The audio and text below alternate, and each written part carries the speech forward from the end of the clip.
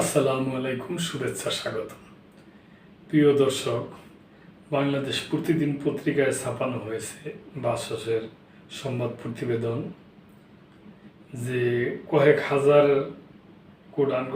হাজারের উপরে হয়রানিমূলক রাজনৈতিক মামলা প্রত্যাহারের সিদ্ধান্ত নিয়েছে আর কি। প্রায় 10,000-এর বেশি হবে আর কি। এই ব্যাপার নিয়ে সংবাদ 10,500-এরও বেশি হয়রানিমূলক রাজনৈতিক মামলা প্রত্যাহারের সিদ্ধান্ত। দর্শক, আমি মনে করি এটা ভালো সিদ্ধান্ত। যদি হয়রানিমূলক মামলা প্রত্যাহার করা হয় তাহলে ভালো হবে। তার কারণ হয়রানিটা বাংলাদেশের বিভিন্ন আদালতে দৌড়ঝাঁপ করা অনেক হয়রানি, অনেক সমস্যামূলক হয়ে এটা দাঁড়ায়। যদি সরকার এটা করে তাহলে ভালো। এই ব্যাপারেই সংবাদ। নাশকতা ও জনমনে আতঙ্ক সৃষ্টির অভিযোগে 2022 সালের 29 নভেম্বর মানিকগঞ্জে বিএনপি ও এর সহযোগী অঙ্গ সংগঠনের 15 নেতাকর্মীর বিরুদ্ধে মামলা হয়। ওই মামলায় ওই রাইতে আটক করা হয় জেলা যুবদলের যুগ্ম আহ্বায়ক মাসুদ পারভেজ ও ছাত্রদলের কর্মী জসিমউদ্দিন ওরফে আশফাককে। মামলায় বিএনপির নেতাকর্মীদের বিরুদ্ধে ককটেল বিস্ফোরণ ঘটিয়ে নাশকতা সৃষ্টির অভিযোগ আনা হয়। ওই মামলাটিকে গায়েবী ও হয়রানিমূলক মামলা হিসাবে উল্লেখ করে জেলা বিএনপির সভাপতি আফরোজা খান রীতা বলেন, ওই বছরের 10ই ডিসেম্বর ঢাকায় বিএনপির সমাবেশ বানচাল করতে বিএনপি নেতাকর্মীদের বিরুদ্ধে গায়েবী মামলা দেওয়া ও নেতাকর্মীদের গ্রেফতার করা হয়। মানিকগঞ্জ জেলা বিএনপির সাবেক সাধারণ সম্পাদক ও বর্তমানে জেলা বিএনপির আহ্বায়ক কমিটির সদস্য এস.এ. জিন্নাহ কবির বলেন, তার নামেও গত আওয়ামী লীগ আমলে 33টি ভুয়া ও হয়রানিমূলক মামলা দেওয়া হয়। তিনি বলেন, আওয়ামী লীগ সরকারের আমলে হয়রানিমূলক মামলার কারণে বিএনপি, জামাত সহ বিরোধী রাজনৈতিক দলের হাজারো নেতাকর্মী ছিলেন ঘরছাড়া। এভাবে শুধু মানিকগঞ্জ নয়, সারা দেশে হাজার হাজার মামলা হয় বিরোধী রাজনৈতিক নেতাকর্মীদের বিরুদ্ধে। বর্তমান অন্তর্বর্তীকালীন সরকার বিগত আওয়ামী লীগ সরকারের আমলে তথা 29 জানুয়ারি 2009 থেকে 2024 সালের 5ই আগস্ট পর্যন্ত সকল হয়রানিমূলক মামলা প্রত্যাহারের উদ্যোগ নিয়েছে। স্বরাষ্ট্র মন্ত্রণালয়ের আইন এক শাখার কর্মকর্তা জানান, বিভিন্ন আইনি প্রক্রিয়া সম্পূর্ণ করে এ পর্যন্ত সারা দেশে 10,500 মামলা প্রত্যাহারের সিদ্ধান্ত নেওয়া হয়েছে। তিনি আরও জানান, এ পর্যন্ত সারা দেশে 10,506টি হয়রানিমূলক রাজনৈতিক মামলা প্রত্যাহারের সিদ্ধান্ত নিয়েছে সরকার। এ বিষয়ে স্বরাষ্ট্র মন্ত্রণালয় থেকে স্ব জেলা ম্যাজিস্ট্রেটকে পত্র মারফত মামলার নম্বর উল্লেখ করে জেলা পাবলিক প্রসিকিউটরকে প্রয়োজনীয় পরামর্শ প্রদানের জন্য নির্দেশক্রমে অনুরোধ করা হয়েছে। স্বরাষ্ট্র মন্ত্রণালয়ের ওই কর্মকর্তা জানান, জেলা ম্যাজিস্ট্রেটকে ফৌজদারি কার্যবিধি 1898-এর 494 ধারার আওতায় এই মামলাগুলো প্রত্যাহার করে না চালানোর জন্য সরকারের সিদ্ধান্তের কথা জানানো হয়।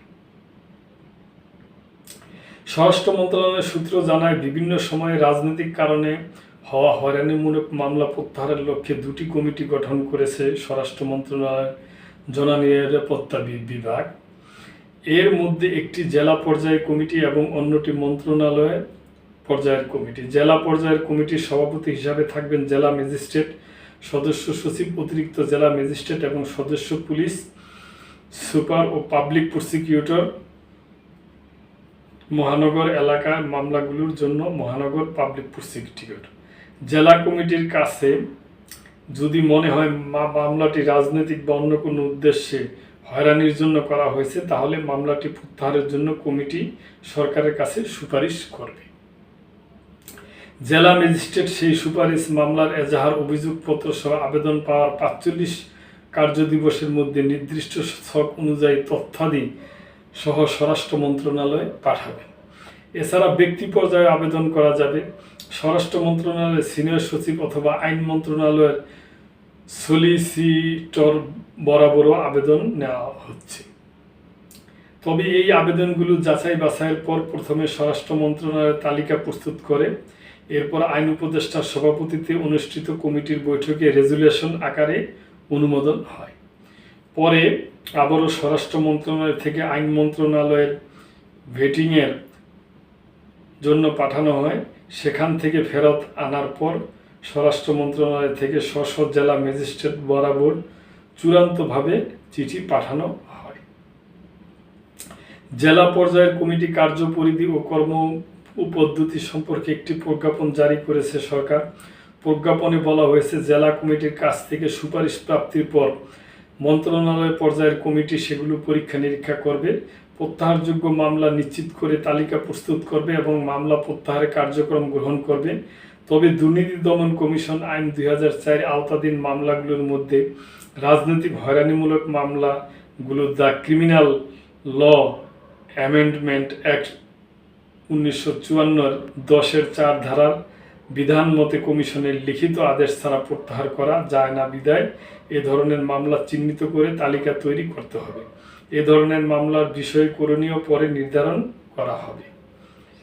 মন্ত্রণালয় পর্যায়ে কমিটির সভাপতি হিসাবে আছেন আইন, বিচার ও সংসদ বিষয়ক মন্ত্রণালয় পর্যায়ে কমিটির সভাপতি হিসাবে